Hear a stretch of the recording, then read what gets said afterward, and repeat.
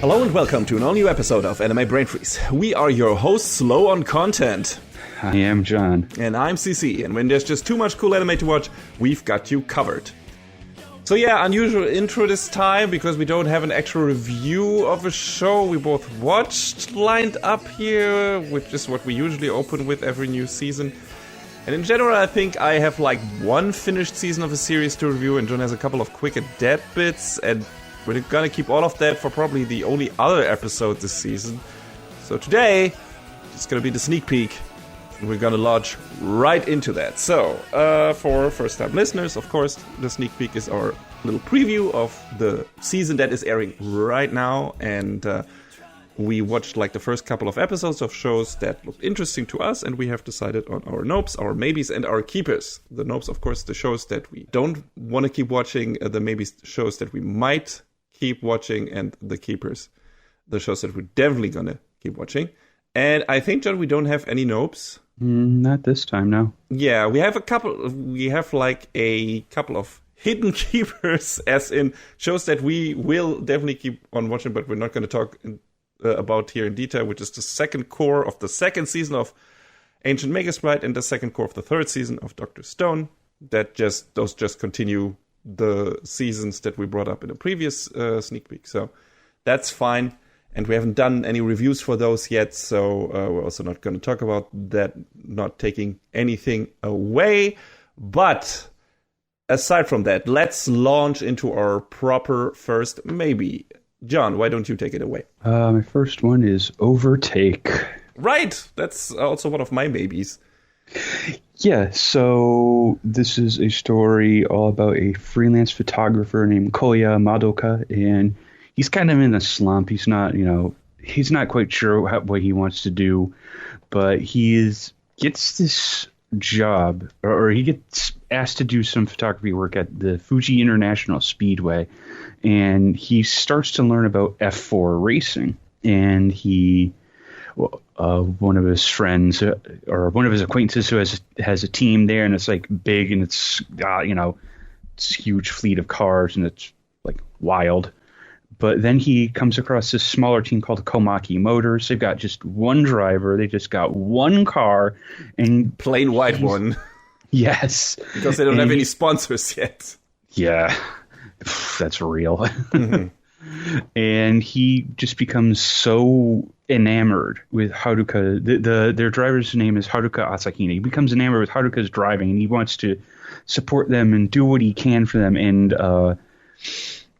running a racing team is not cheap, my guy. No, that's the first thing we learn.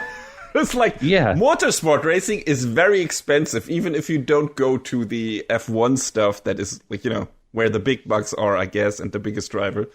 But even F4, holy shit, you need some serious buck power there. Yeah, they talk about on the low end, things could cost about 11 million yen, which is roughly $74,000 US.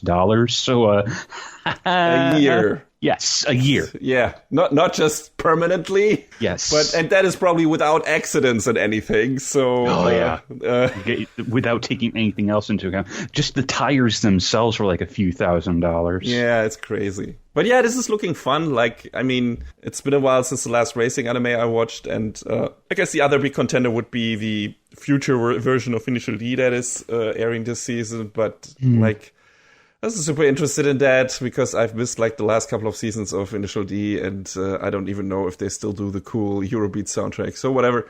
It's like, these character designs are hideous anyway. I feel like they gotta still have the Eurobeat, right? I mean, I don't know. Maybe this is going for something else. This is set in the more future and everything. But yeah, I didn't watch it. I watched this one as well, Overtake. And I think I've never seen one with like formula cars before, like these open racing cars. And that's pretty neat. And yeah, just the setup of this is very cozy. Like, Komaki Motorsports team, like they're like the small family of a father and his son who are both working in this, and they kind of adopted their driver, like Haru, who lost both his parents. And it's like, yeah, like I said, it's very cozy. It's like when the first two episodes, when Koya tries to, first become a sponsor themselves for them. himself. And he has his rude awakening. Yeah, it doesn't work out. And then, he tries to acquire some bigger company sponsors. That also doesn't work out because they're not that interested into Haru's racing style, or he isn't successful enough for their taste.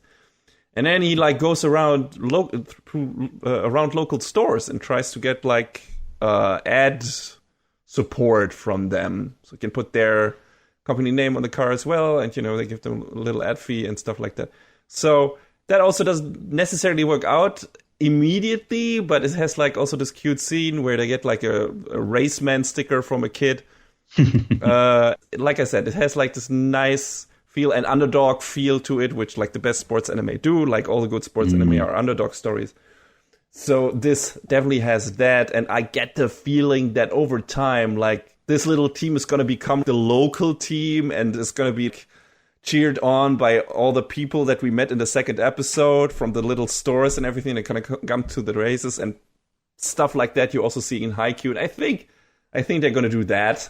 We'll see, but that would be hey, let's go against the bigger corporations who have the big money, but we have the spirit and the team support from our local town and shit like that. So I can see it play out like that, and yeah, it looks good. It's done by Troika, so it's a fun show so far. Doesn't go too heavy on the exposition, although there's a lot to learn about the world of racing and a lot of special vernacular and everything.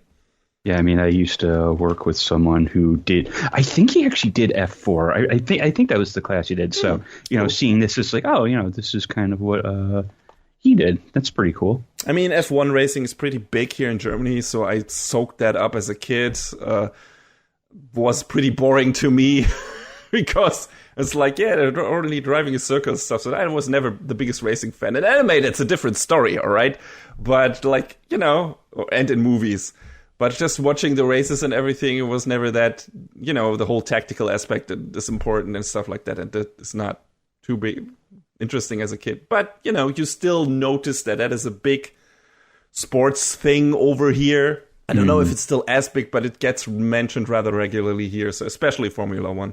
So yeah, this is interesting to see anime cover this kind of stuff. And like I said, I haven't seen them do this kind of. I mean, F4 is the smaller league, right? But it's still interesting to see. And like I said, it has a smaller, more cozy family feeling to it. And who knows? Depending on how far that story is willing to go, maybe they're gonna go up to F1 at some point. I doubt it, because this seems more like a promotional anime for F4 racing.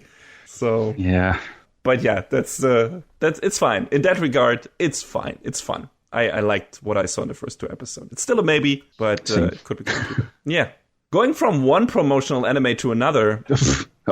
Firefighter Daigo, Rescuer in Orange would be my maybe next after Overtake.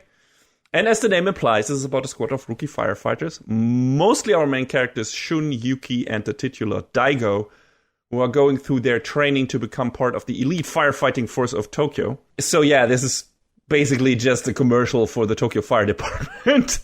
Dripping with all the pathos you'd expect, but whatever, right? This is not a profession that gets highlighted often in anime, I feel like. So I'm interested to see what they do with it. And it's also not like they're skipping over how hard the training is, like just glorifying it and everything. Quite the contrary. Also, it's about rivalry, friendship, heroism, all the good stuff. And it's nice to see a real profession covered where people do genuinely heroic work. So I'm willing to take at least a couple of more peeks before I decide if this is a story I want to see to its completion.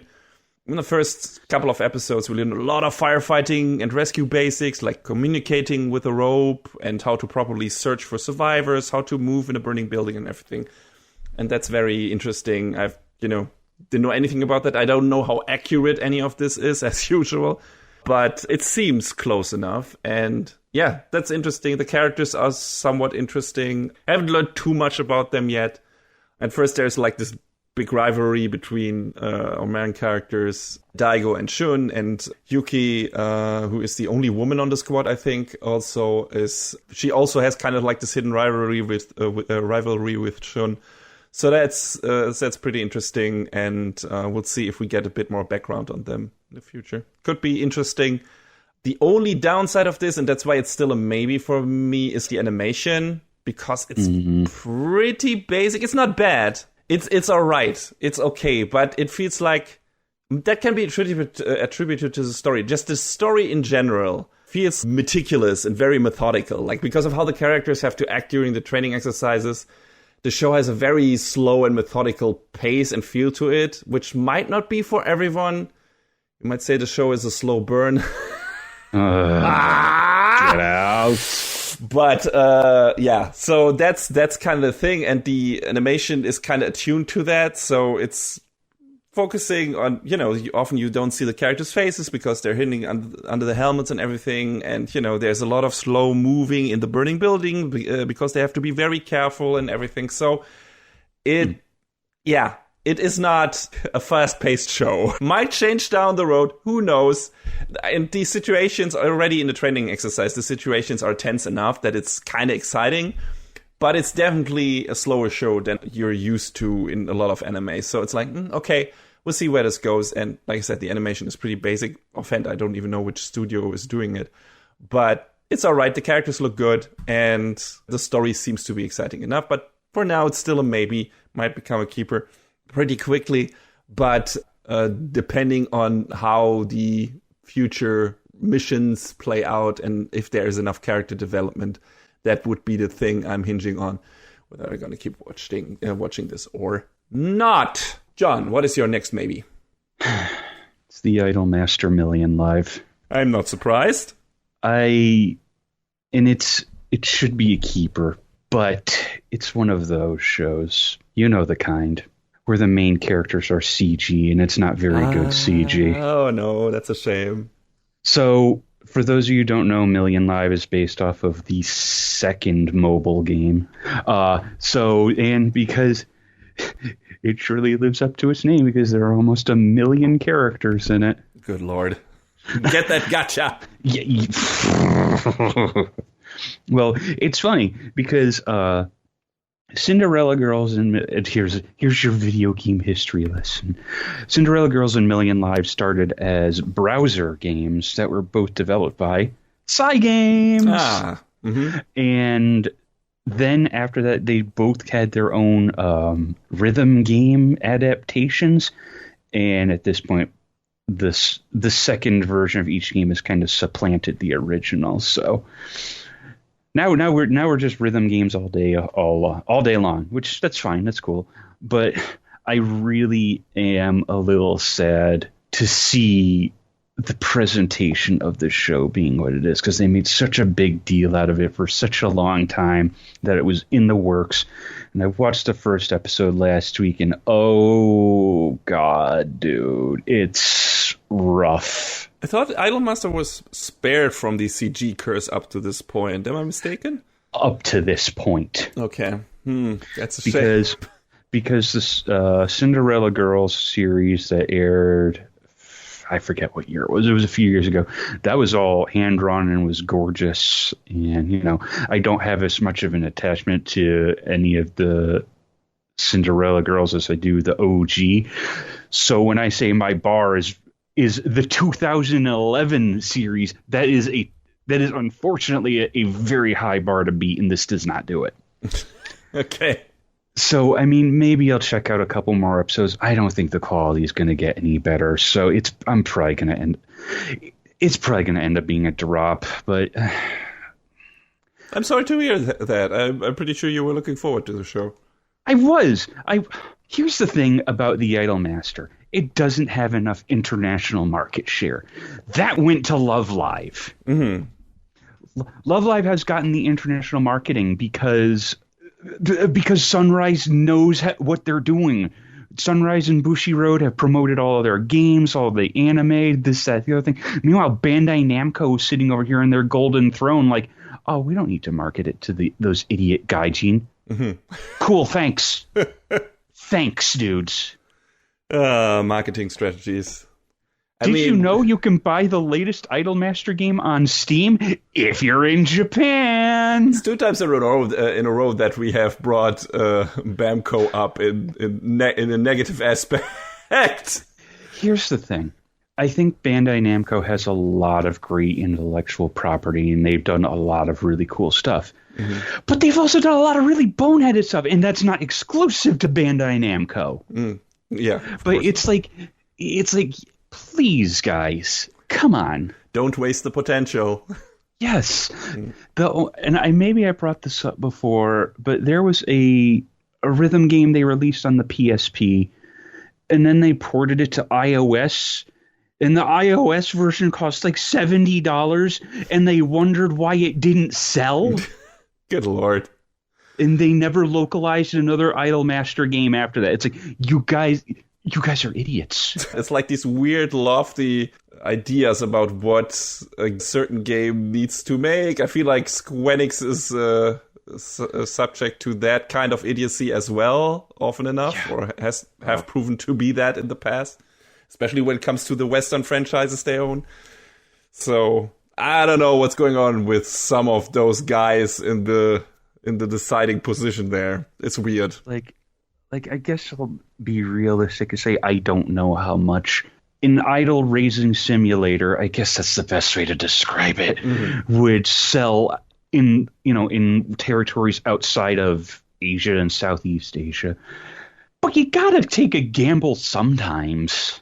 Yeah, and a sensible one, right? Like, yeah, offering a mobile game for $70 is not a gamble. That's idiocy. It's just, that was a stripped. That wasn't the Idol Master experience. That was again another rhythm game. Mm-hmm. So it wasn't like you're getting it. And by Third Vision has been a thing now, and you could have localized shiny colors when it launched, but you decided not to because who cares? The fans did a translation for you. You can play a fan translation of a live service game. Just go do it. I do like the Idol Master, and I would like to see more of it. That is the takeaway from what I'm saying. But not in this particular...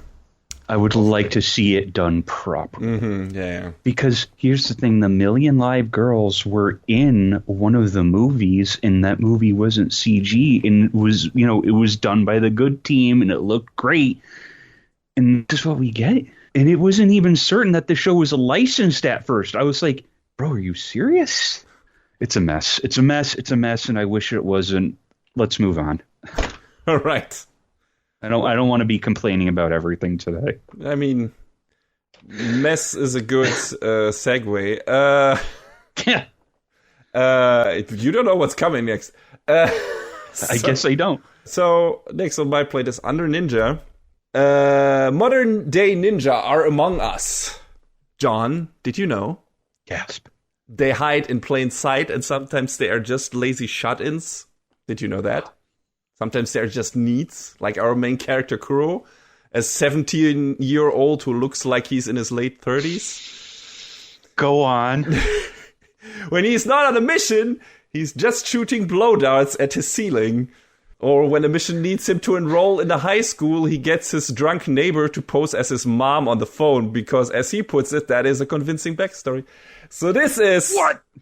This is from the author who wrote Ressentiment. And if you know that manga, you know what Under Ninja will probably focus on, because the mangaka knows his way around writing middle-aged losers. And the show immediately pokes fun, nay jabs daggers, at the classic pop culture image of ninjas in Japan and around the world.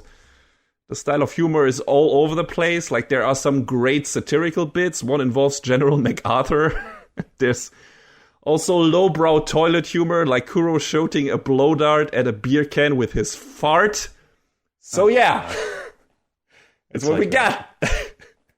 It's a dirty, partially intentionally ugly show, and really weird. And I'm pretty sure it will showcase a serious bite down the road. Don't know if that will keep me engaged all the way to the end, but it might. So it's a maybe for now, but I also might quickly drop it because the humor is not for me in the long run.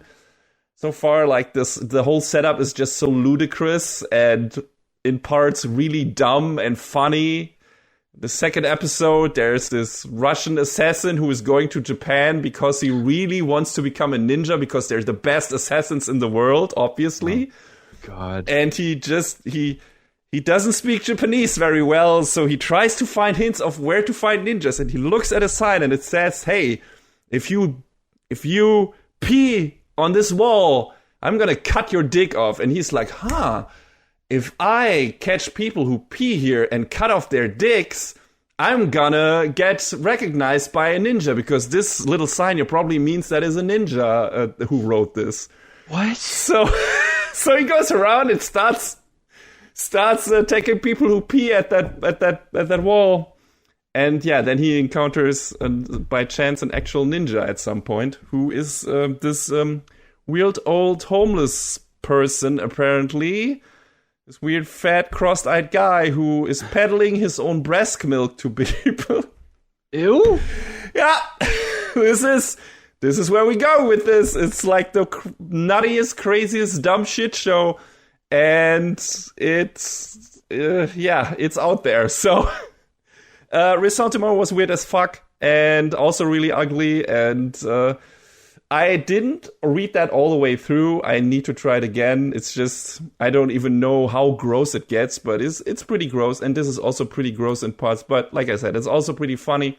So, I don't know if I'll stick with this. It's just, right now, it's just morbid curiosity. You don't get such a show really on a regular basis. So I'm like, I have to see this.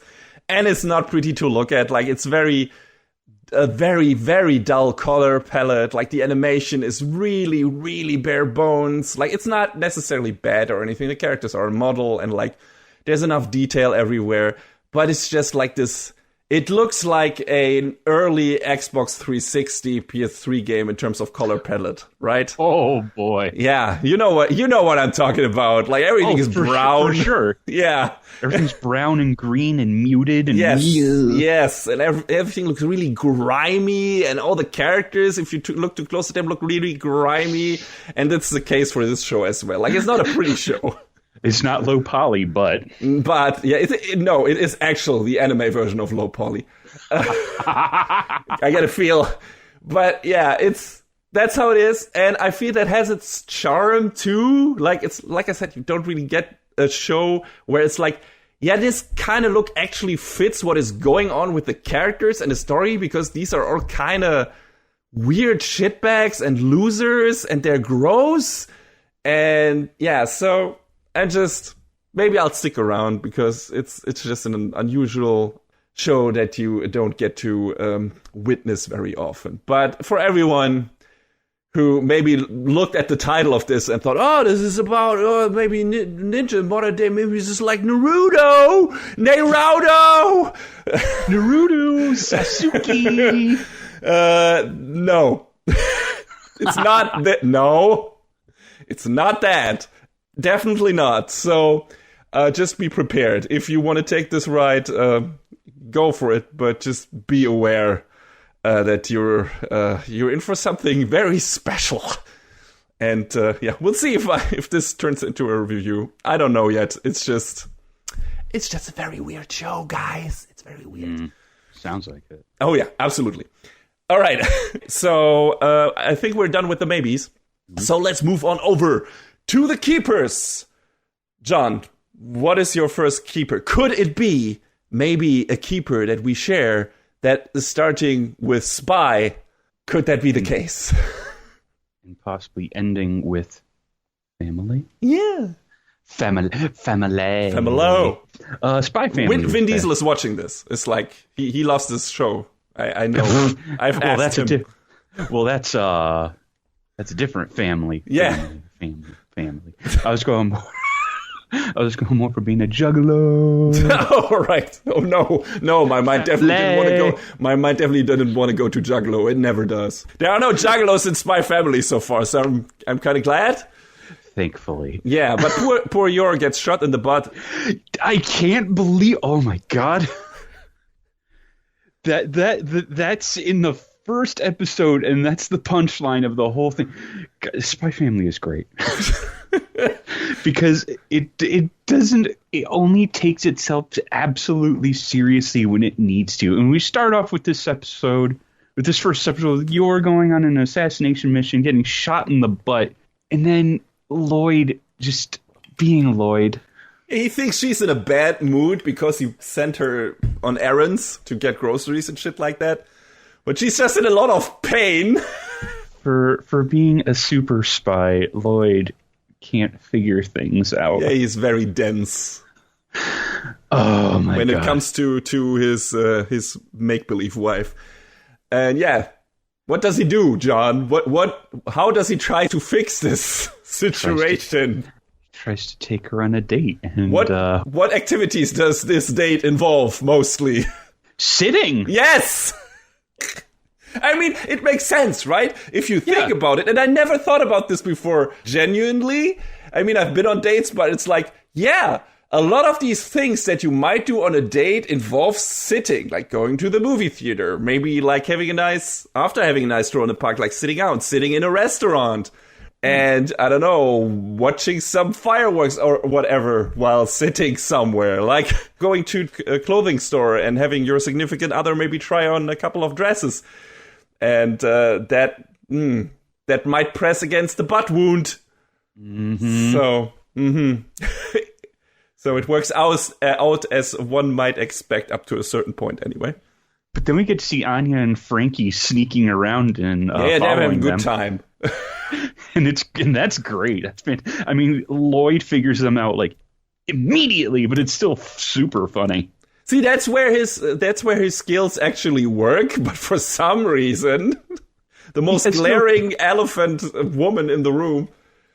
Yeah. He has no powers of deduction is the problem. I guess not. Yeah, it's weird. I mean, he also didn't see that blowfish poisoning coming.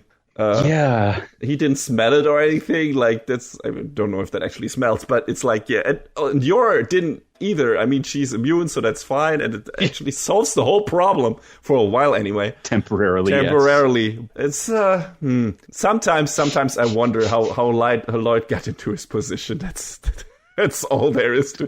For Yor, you can kind of explain it away to an extent because she has lived a very, I don't know, special life with her brother and everything. So say, yeah, maybe she's not as world savvy and everything. I can see that making sense, but for Lloyd, dude, you went to rigorous spy training. There are certain things you should be able to guess. Just, if a person just moves a certain way, like she's probably not moving normally because she has like a butt wound, right? Right. He should be able to immediately spot that something physically is physically wrong with her. But for some reason, doesn't work. And I mean, it doesn't help that they're not actually married and they're not sharing a bed and everything. That helps the plot to actually happen in this, because otherwise he would immediately spot it, that she has a wound on her butt. But yeah, so it's fun times. It's fine. Don't worry about it. If you can deal with this kind of nonsense and you don't think as hard about it as we just did, it's fine. It's fun times, and Frankie and Anya are having a great time. And I didn't know I needed that, but I definitely need more Bond with sunglasses in my life. Yeah, amazing. Also, that OP and ED though. Like, really, really good. Strong contenders for best of the season in their respective categories. The OP especially has such a kick-ass song and so many moving parts. Like, it's an enthralling spectacle. I loved it. And that's definitely not skipping that OP for this season. Absolutely. We'll see where this goes. I think the second episode just dropped of the second just season. This morning. Yeah, so I haven't watched that yet. But yeah, we'll see if a bit more plot happens in this. I hope, what was her face from the previous core, from the previous season? Not Twilight. That's Lloyd's name. What was her name? Fiona? Fiona, yeah. I hope Fiona returns. She was my favorite part about the previous season. And, she was the previous super core. funny. Yeah, of the last core we talked about. And yeah, she was super funny, and I liked her dynamic with Lloyd and with Yor and everything, and with Anya. So I hope she makes a return soon. And we'll see. We'll see what happens. This first episode was very light. And I mean, most of the episodes in Spy Family so far have been very light on the plot. It's mostly like, hey, funny adventures in the daily life of this weird makeshift family that might eventually become a real family, or is already starting to become a real family. So I always said, like, hey, I want a bit more plot in this, please. Maybe also, I like the slice of life stuff, comedy stuff, but I also think the setup is interesting enough that we could move along the plot a bit quicker, which hasn't really happened much in the previous seasons. I feel like a bit here and there, mostly at the end of each respective core, I guess, but not as much. And I'm like, okay, yeah, there's world building and everything. That's cool and shit like that. So I hope we'll have a bit more plot this season. That would be great. Yeah, I mean, we got time. This season just started. There's more episodes. There's the movie in December as well. So, but I'm pretty sure the movie is not going to like progress the actual plot, the story in any way. It's just probably going to be a fun one-off thing. Probably super well animated though. It's weird because I had heard both ways, and I was not certain. Okay. So if it was one or the other. Yeah, all right. Yeah, we'll see. I definitely watched that. I don't think it's in movie theaters over here, sadly, but yeah, definitely. Well, like I said, the theatrical premiere isn't until December 22nd, so. Yeah. Maybe it will still be announced. We'll see. But yeah, for anime showings over here, I mean, which are usually just one-offs. But yeah. So far, of course, Spy Family would be a keeper for us. We liked the previous two cores. Yeah, it's just fun time. It's light, fluffy, fun time. Everyone in the show is fun, and this is definitely the wind down anime of the season. Like Spy Family is perfect for this. If you had a stressful time at work or for any other reason, I mean, there are enough reasons these days. This is the show to watch in the evening to take your mind off these things, because Spy Family is just always reliable good times at the anime. So just throw that on the good old TV and have a grand old time. So this is what we gonna do. My next keeper is Captain Tsubasa Junior Youth Arc, which is the actual sequel to the show from 2018 by David Production. It's been 5 years. What the hell? Has it? Yes. It was one of the early shows that we reviewed, or I reviewed for our show. So yeah, that had like 2 seasons, 2 cores, I think 2 seasons.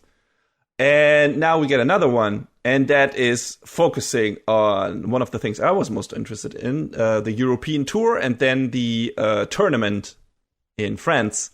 So a lot of international stars like that have been introduced at the tail end of the previous season will now get their time to shine. So it's cool to see all these different countries competing with each other. I always like that kind of thing in sports competition where it's like, hey, there's this really big international feel to it. That's why I like the World Cup and stuff like that. So it's like, hey, it's cool to see all these different nations come together and have a friendly competition, mostly friendly, usually.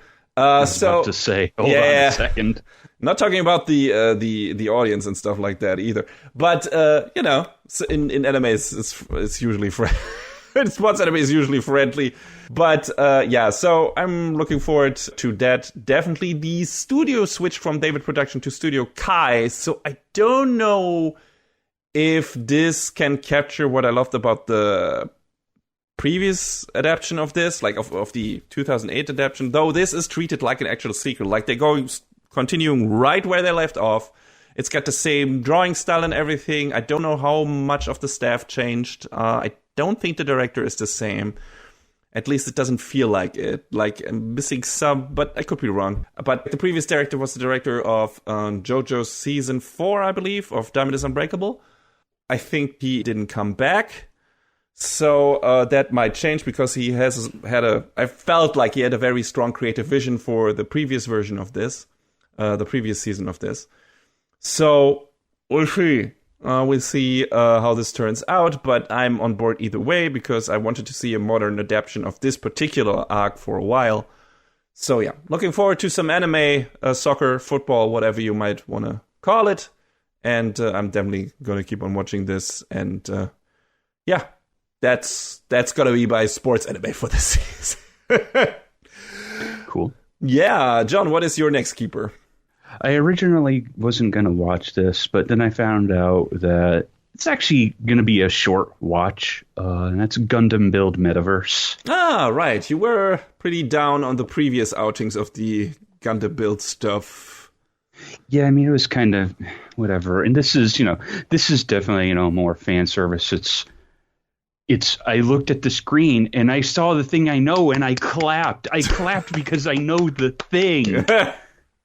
And this time it's all about this kid Rio, and he's built his own mobile suit, or his own Gunpla called the La Gundam, and the Metaverse in this context is basically like this online Gundam service where you can do Gunpla battle, where you can make friends, where you can just whip out your credit card while you're in the Metaverse and buy more model kits. Oh, that's problematic. And like I said, this is a short watch. It's only going to be 3 episodes. Oh, that's nice. Yeah. That's why when I saw that it was only going to be that, I was like, sure, okay. But I can commit to 3. But it also sounds like it's going more for the build fighters thing than the build divers thing, right? So that's more your speed? A little bit, maybe. I mean, I guess Rio has been training under this girl who goes by the name Mask Lady, who's totally not the girl who works in the Gunpla shop that he goes to. Don't worry about it.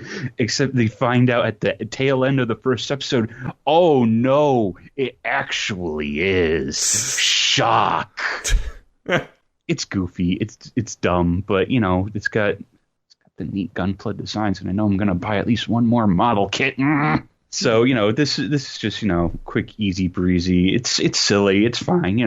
It's probably something that they just wanted to throw out there in between series. So, hey, it's fine. It's cool.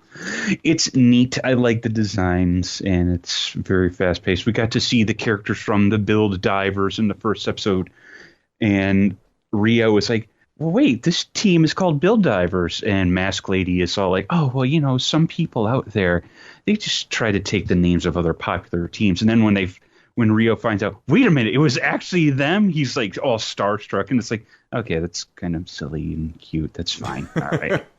Okay, nice. Yeah, so it's fun. Again, I clapped because I saw the thing I liked.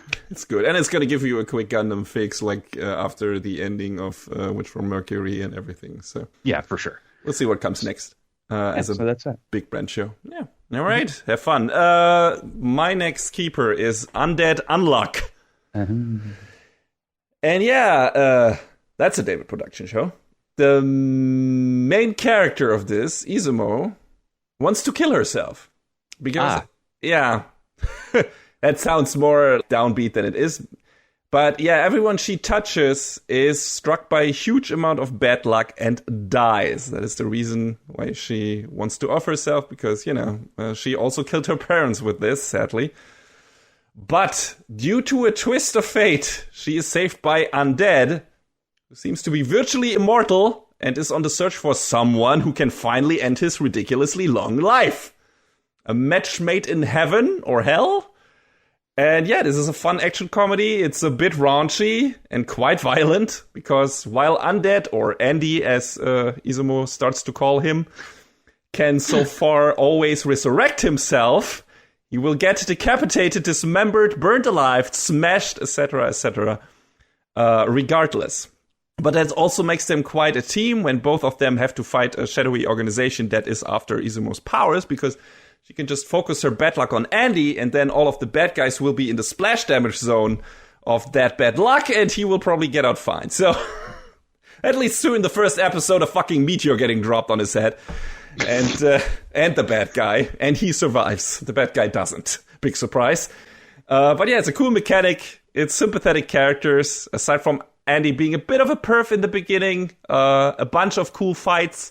And I think this might actually become a heartfelt little romantic comedy down the road. We'll see. So far, I like it quite. I like the vibe quite a lot. after Andy finds out that a kiss causes the biggest amount of bad luck, he is hellbent on taking it to the next level with Izumo, so getting biblical, which she, of course, absolutely is not into as of this moment. But as soon as she tells Andy that the amount of bad luck or unluck rises exponentially compared to how much she likes a person, Andy is hellbent on making her fall for him. So, yeah, like I said, this has probably become like hey, these are actually gonna become this weird happy couple who constantly, and one of them constantly kills the other one if they touch or whatever. That's weird. It's super weird, but it's also super fun, and it has some great fucking fight scenes. Like, David Production is really going for it. I don't know if it could be the Fire Force team. It seems like it. Like, the character designs look even pretty close in certain parts. And, yeah, it's just as colorful. It's just as impactful. And got enough wacky humor in it. And the most fun part of this is obviously what ludicrous, random, yet somewhat plausible events the show can come up with that relate to Uzumo's unluck power. You know, a meteor dropping out of the sky, a truck ramming into someone out of nowhere, Andy running into a building that is suddenly or somehow scheduled for demolition. God. It's a hoot. And his power set is also really interesting. Like, he can use his blood to propel himself forward, like the main character from Fire Force, who can fly by shooting fire out of his feet. His cut-off legs are a goddamn jetpack. And, you know, his severed body parts disappear after 30 seconds, and he can shoot them at people like bullets. And he has also a piece of shrapnel stuck in his forehead, and when he pulls that out, he remembers everything that he has learned in nearly 200 years that he has been alive, which gives him an insane power boost, but also can drive him insane or become too dangerous, something like that. So it's wild shit, and it's zany, and it's fun, and like I said, it's a bit raunchy, and these two are very cute together, and it's just a fun time. And yeah, I really, really like the first 2 episodes of this, and I'm definitely going to keep on watching. This is absolutely up my alley. And the OP is also really cool, and is hinting at some interesting background for Andy, at least. And we'll see what this world is all about with these people with special powers who are called negators, and the organization called Union, who is after the guys, and that they might or might not become an actual part of later down the road. At least that's what they're setting up right now. So, yeah. Enough interesting moving parts, and like I said, I like the basic setups and our main characters. They're really fun, and yeah, definitely recommend it, and I will keep watching this for sure. Cool. John, what is your next keeper? My next keeper is not from this season. Huh. But I am starting it now. Oh, all right. That counts, I guess. I don't know. Maybe you heard of it. It's been around for a little while now. It's this thing called One Piece. Oh my god, he did it. I warned you, John. Why didn't you heed my warning? I saw you have chosen the One Piece version. Yes. So, how far have you gotten so far? As of this recording, I am on episode 16, which is almost the tail end of the fight with Captain Kuro in Syrup Village. That's really good. That's where the show really starts picking up, like the Usopp storyline, and after it gets only better after this. Yeah, man. I feel bad for Usopp, and I don't at the same time, because he kind of did it to himself with, Crying Wolf. Yeah, and then when the pirates actually came home to roost, oh boy, did you really think they'd believe you right away, my guy? Did they? I don't know if that was already covered as far as you got. Did they already cover why he did this? Like, why he acted that way? No. Oh, okay, then, yeah. Each of the characters, even if it seems like they behave shitty in a way, you will get a reason, and usually that reason breaks your heart. So prepare yourself. Man, when they were fighting the pirates in Orange Town, man, and the dog, in the pet shop. Yeah. There's some really cool stuff with it. And, I mean, it's all the balance in this when it comes to really well done seriously dramatic and tragic moments mixed with the comedy of One Piece, I think is one of the all-time great mixtures in anime when it comes to entertainment, because you get this and then you get Buggy. Fucking, I think one of the funniest things is still to me the scene where Buggy tries to reattach stitch himself together, and then there's some very important parts missing. And Nami's got them all tied down. Yes, it's super great. good. It's great stuff. And I mean, in terms of dramatic stuff and in terms of what the soundtrack is doing, I think one of the early best moments is when the scene where Shanks protects Luffy from the Sea King. Such a really good moment, like in terms of tenseness and everything, and the way the soundtrack hits at that specific moment. Like Kohei Tanaka's soundtrack is just really good. Tanaka is putting in the work every moment. Yeah, it is one of his most prestigious, popular soundtracks for a reason, and well-known ones. And yeah, so I'm glad that you picked up. What did you like most about it so far? Like, what is the thing that is like, oh, I get why people like this? I guess just it's hard to really pin it down because there's this grand scale to it. Grand scale, grand line. But just the way it starts off, very unassuming. But you know, when I originally started watching it, I don't think I actually got past the episodes of Romance Dawn. So this time I was like, I want to give it a serious try, and then I watched a little bit of it with some people I worked with. I think it might have been part of the Arlong Park arc. That is one of the best ones. Which is still a little ways from where I am now. But what I saw there, I was like, even back then, I sort of felt myself being like, am I actually starting to get interested in this? But you know, then I was like, but I haven't watched all of it. I'd have to start over from the beginning, and I kept putting it off, and I was just like, no, it's a daunting task. We're just gonna do it, and I'm going to see how far I get. It's right now. Last episode count I saw was 1,078. Well, if you go with the normal episodes, but you know, One Piece is compressing that a lot. So the nice thing about the One Piece episodes that I have acquired and started watching, they actually show in the name what episodes it covers, so that way I can sort of map it out directly to where the show proper is. Yeah, and I'm really interested to see how fast you actually will be able to catch up, if you catch up fully. But you know, how quickly you go through the main storylines. I mean, you got a lot of stuff ahead of you, but I'm really interested to see how quickly. And I plan to maybe also return the show with the One Piece version, so maybe I'll catch up to you. Who knows? We'll see.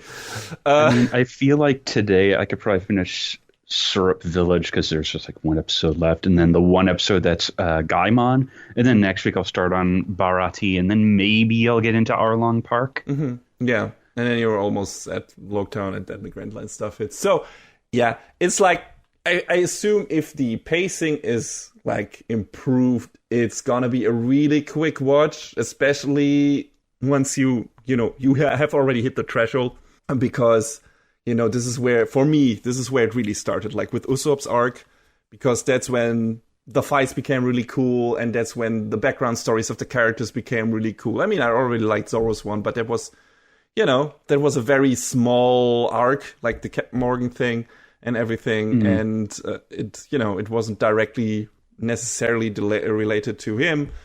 And there's more Zoro coming down the road, but not enough in my opinion. But yeah, so but Usopp was the first one who was like, oh yeah, I get this. And then Sanji hit, and then Nami hit, and I was like, Jesus Christ, the show is so good. So you're already in it. I'm sorry.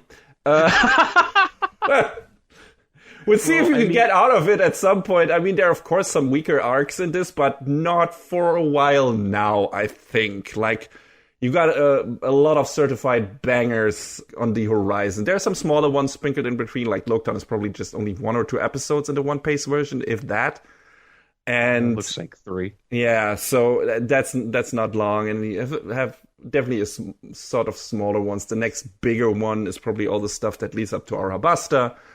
And then Skypiea comes pretty soon after that, I think. There's something in between. I think it was the Davy Beck fight. Oh, of course, Drum Island, where we meet Chopper and everything. So you're gonna get to know a lot of cool characters and a lot of interesting stories, a lot of cool, heart-wrenching moments and cool battles. So yeah, I'm interested to hear your constant thoughts of it about it, because before we can review this, it's gonna be a while. So please feed me the information as you progress. Yeah, oh man, it is going to be a minute. I mean, we can talk about the quick and the dead, right?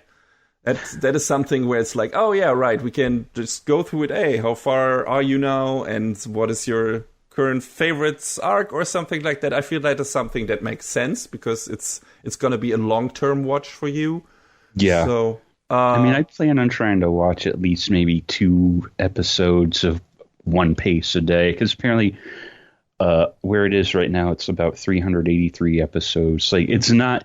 One Piece is not current with One Piece, but once I get current with Pace, then I could probably jump into Piece. Yeah, probably. I mean, it doesn't seem like it's super far behind me by like 100-ish episodes. They're at least already in the current arc, but that arc has been going for a long time already. So, I've let the episodes of that pile up too, because I want to like binge them. That's one of the few anime where I'm like, yeah, I'm going to do this because the way the pacing works right now, it's kind of detrimental to the show sometimes if you watch it on a weekly basis, because then not a lot is happening in each episode, aside from maybe a cool fight scene and stuff like that. But there are so many different battles happening at the same time that you're not progressing fast enough to all of them, or, you know, at a steady pace if you watch it on a weekly basis. So it makes more sense to let them pile up for me anyway. And maybe I'll wait until this arc is finished, or I'm just going to do a catch-up in between. I don't know.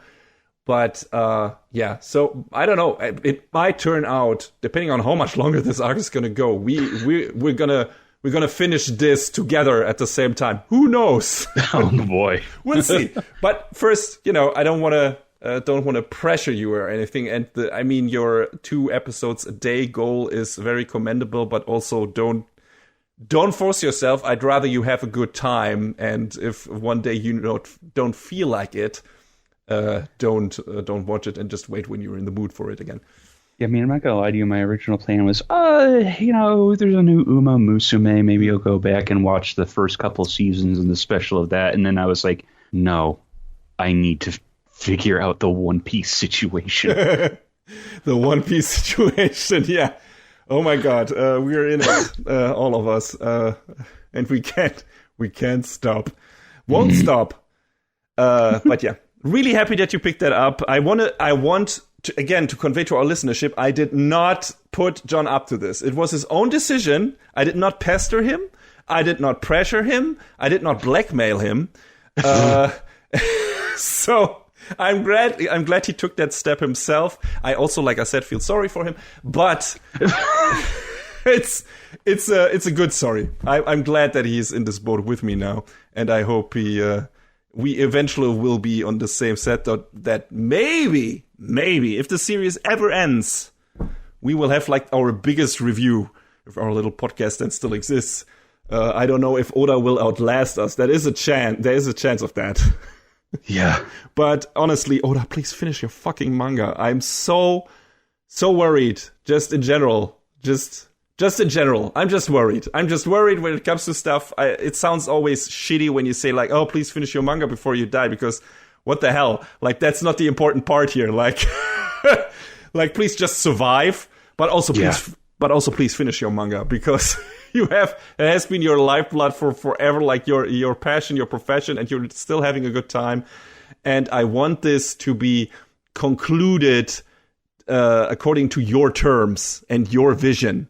So please just go with it. Tell the story that you have to tell as long as you need to, but also maybe just don't try to make this an unlimited thing. But also, it's your story. Whatever. Do whatever the fuck you want. Just take us along on the ride. We're going to have a good time anyway. So if you want to do 1,000 more, that's your thing. I'm just going to die watching One Piece. That's fine with me. On my deathbed. To the Grand Line, everyone. Oh, God. We'll see. But like I said, I'm really happy. John, if I knew that you actually were very serious about continuing this, I would have made this our last keeper, but we have one more to talk about. That's fine. We still have another, yeah. Yeah. So, our last keeper for this sneak peek, and our last thing for this episode, I guess, is Frieren. What's the full title? Beyond Journey's End. Beyond Journey's End, yes. John, why is that its name? What is it about? It's about this elf girl named Frieren who went on an adventure with this group of fighters who went to defeat the evil Dark King, Dark Lord, however you want to refer to it. And this is after that long and arduous journey, and they have all bid their farewells to one another. And now Frieren has gone on her own adventure. But being that she is an elf, she has a much longer and stretched out lifespan. Mm-hmm. So the 10 years they spent on their adventure was just like, oh, that was nothing to her. That was that was a moment. It was a drop in the bucket. So when she disappears for 50 years and comes back, and the hero of their party, Himmel, is just old and gray and just a tired old man. Well, that's how it is for us humans, lady. Yeah. And initially she seems like very, I don't know, not blasé about it, but it's like just very unbothered, very nonplussed. Yeah, very nonplussed, very, she treats it very matter-of-factly. So it's like, yeah, that's just how humans are. But it only lasts until, Himmel is actually put into the ground. And then actually she's filled with regret because she is like, why didn't I spend more time with him? I have so much time, and the time of humans on this earth is so little, and we actually had such a great time on this journey thinking about it. So why didn't I spend some time of my incredible long lifespan with that person and try to get to know it better, like one of my only friends in this world? And it's just you see that in this moment, in this small moment, it's really like it's tearing her apart. And it's such a good fucking moment. And the that soundtrack, John, it's like Evan Call was hitting real hard. God damn. It's like when all those strings hit, they hit. Just the whole setup for this with the meteor shower and everything. And, her other friends being there. And yeah, it was really nice and really melancholic, which is like the base tone of the show. Like it feels cozy and it's funny and it's cute, but it also has this very melancholic undertone to it, where it's like, all of these people she is meeting, they won't be around as long as she will. And she's like the keeper of her memories, basically. And this is also what the show is about a lot, like memories, making memories, like keeping memories around, like protecting memories of people who are not here anymore and trying to convey them to the next generation and keep them alive that way, like keeping their soul, their spirit alive. And yeah, it's really well done, and it's also pretty as all hell. Yeah, Madhouse is firing on all cylinders. Is this a Madhouse show? It is. What happened? Is this a One Punch Man situation? I haven't seen a Madhouse show look that good in ages. What's going on? I don't know, but they came out swinging on this one. Absolutely crazy. Like, it's not like that it's just a show with like pretty character models. It is. With pretty environments. It is. But it also has some really kick-ass action scenes.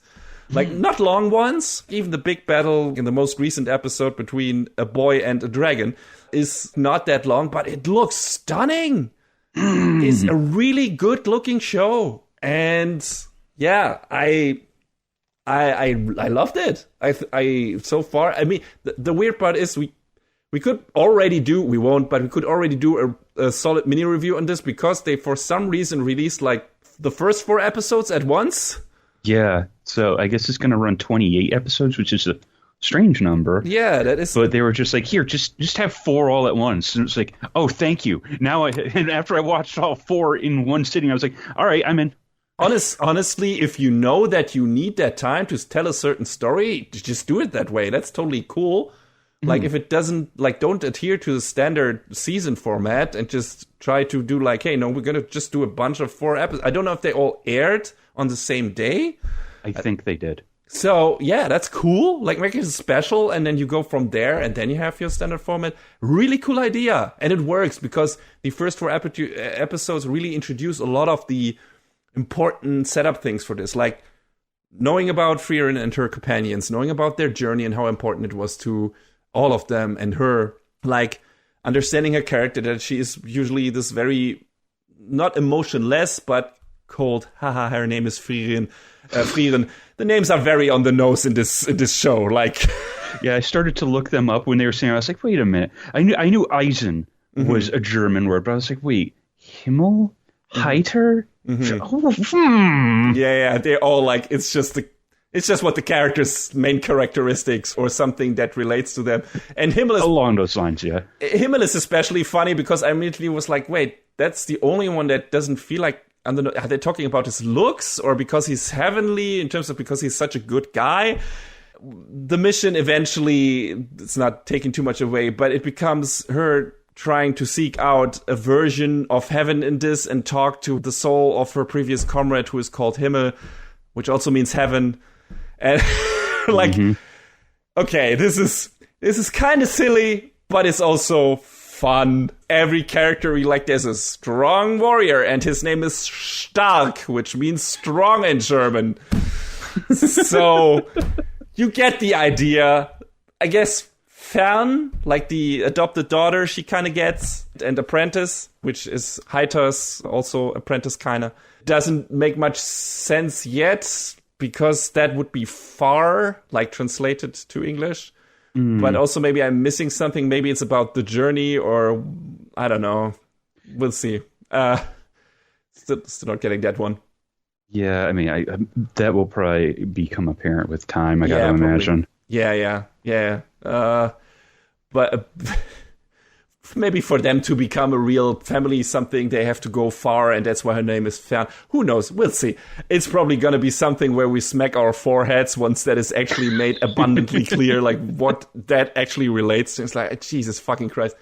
But aside from that, the show is really putting the work in to give you like cool, subtle character development moments. And sprinkled in between the current journey are like all the memories that Frieren has of her previous journey with her comrades, with her previous companions, like visiting places that they've been before. Like, basically, at some point they're going to start taking the same journey again, just for a different reason and with different companions now. But every time she comes to a new place, she's like, oh, I remember doing this and that with those guys here. So at the same time, we have this new journey where we learn about the new characters, but we also learn about her previous one and what she experienced there and how that relates to her character growth and everything. And that's a really cool method, like having like these 2 parallel journeys and stories working concurrently. So really cool format. I like that about the show as well, and everything else. And yeah, it's a really good fantasy show, and it's not an isekai. Guys, come on. No way, dude. It's enough reason to watch this. Just push this. I mean, this is definitely one of the shows this season. Like, it's not like this is like a secret gem or anything, or a dark horse. Everyone was kind of promoting this and looking forward to this. I feel like it was making its round on this Twitter sphere and everything. So yeah, I feel like a lot of people are watching this, and it's going to be popular for a reason. And yeah, it's just a really sweet story and a lot of cool stuff to see, fun characters, and I'm really looking forward to going on that journey with these characters. It seems like you feel the same, John. Oh yeah, for sure.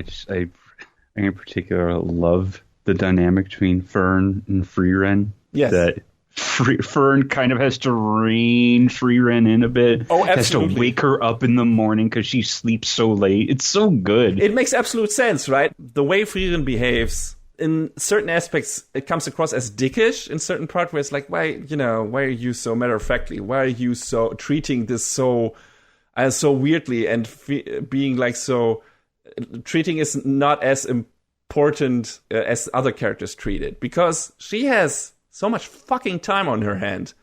Starting at actually going places. She's like, we spent just mere 10 years on this journey. She's the only one who says that, right? For everyone, it's like, Jesus Christ, this was just a long time. For every human, it would be. For every normal human being. Even Eisen, the dwarf, says that it was a long journey.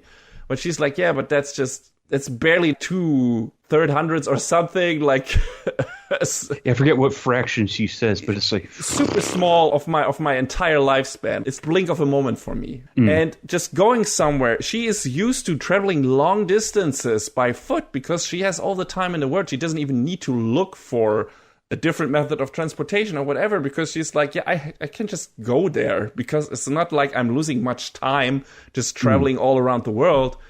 And that's why she's treated differently. And what you said, that she doesn't get out early in the morning, she doesn't have to. She is not wasting any time, really. And, she's focused on other things. She can focus on really small...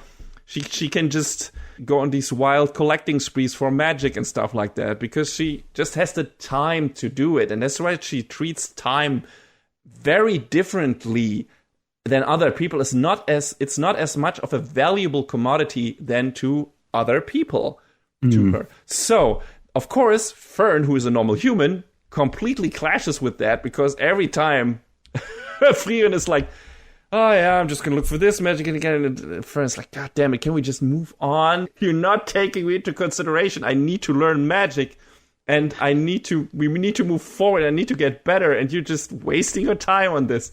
And Frieren, of course, doesn't feel like it's wasted time, because she has so much. But she also needs to learn to take other people's lifespan and feelings into consideration, and she's not that adept to that yet. So that's her journey. And yeah, it's just cool. It's just a really cool setup to have this character out of place and time compared to the other characters, and just have her having to learn a completely different view of the world through spending time with these characters who just approach time differently. I love it. I think it's great. And definitely watch this. Yes. There's no doubt about it. It's definitely the top keeper probably this season. Big agree. I guess that's it for a sneak peek already. I mean, there are a couple of shows that we haven't tackled here, really. I mean, there is the anime adaptation of Pluto is coming, which I've been looking forward to for ages. And judging from the trailers, there is some money put into this. I don't know how much Netflix provided themselves, but this is a big budget adaptation, and it looks really good. And it hasn't aired yet, but it's going to come up. So I'm definitely going to watch that from beginning to end and review that. But, first episode hasn't aired at this point, so gonna wait for that. Same for Attack on Titan, which will apparently end in 20 days. Finally, maybe. No way, dude. Can you believe it, John? This is actually going to happen. It was a long journey. Yeah. So, I'm really anxious, but also really hyped. I hope it will finish strong. The previous special movie, OVA, whatever you want to call it, was really good. And we haven't talked about that yet, because we wanted to save that review for when the big finale had aired. Or has aired. So let's hope this is actually it, and we can give you our thoughts on it next season, probably as a season opener or ender, because it's a big one. And either way, like, even if it finishes in a bad way, it's gonna be just a big review, because then we have to talk why it didn't deliver. But if it goes the same route that the previous special did, then it's probably hopefully gonna finish strong. And definitely looking forward to that. I mean, if friends of ours were looking forward to, I guess, a certain bit of dialogue. So we'll see what happens with that. I have no idea. So the problematic one, right? Yes. Yeah, we'll see. I mean, they will tell us if they change something, what they actually changed, and if not, we'll probably recognize it ourselves. So we'll see. Don't disappoint me, Sayama. But yeah. With that, we're already done for this episode, I guess. The next one will probably be a somewhat normal format, but without best of the season, or we'll sprinkle in something special. We'll see. We haven't decided yet. Either way, next season will be packed with reviews, probably. So we will eventually return in full force. Until then, see you next time. Take care, everybody.